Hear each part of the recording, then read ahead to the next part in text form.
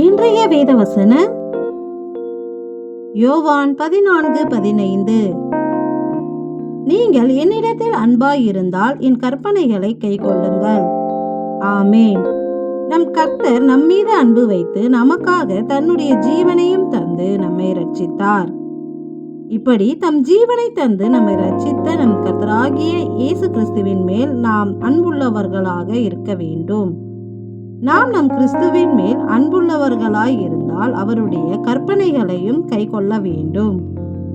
அன்றியும் என் நாமத்தினாலே பிதா அனுப்ப போகிற பரிசுத்த ஆவியாகிய தேற்றரவாளனே எல்லாவற்றையும் உங்களுக்கு போதித்து நான் உங்களுக்கு சொன்ன எல்லாவற்றையும் உங்களுக்கு நினைப்பூட்டுவார் என்ற வார்த்தையின்படி நாம் நம் கிறிஸ்துவின் கற்பனைகள் எல்லாவற்றையும் கேட்டு அவைகளின்படி நடக்க வேண்டும் என்றால் நம் கிறிஸ்துவின் ஆவியாகிய பரிசுத்த ஆவியின் அபிஷேகத்தை நாம் அனைவரும் பெற்றிருக்க வேண்டும்.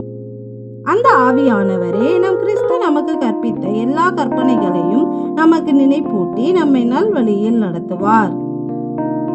எங்கள் கர்த்தராகிய கிறிஸ்துவே, நாங்கள் உம்மேல் அன்பு கூர்ந்து எங்கள் வாழ்க்கையில் நல்வழியில் நடப்பதற்காக உம்முடைய கற்பனைகளை கைக்கொள்ளும்படி உம்முடைய ஆவியை எங்களுக்கு தந்தரல வேண்டும் என்று உம்மை வேண்டிக் கொள்கின்றோம்.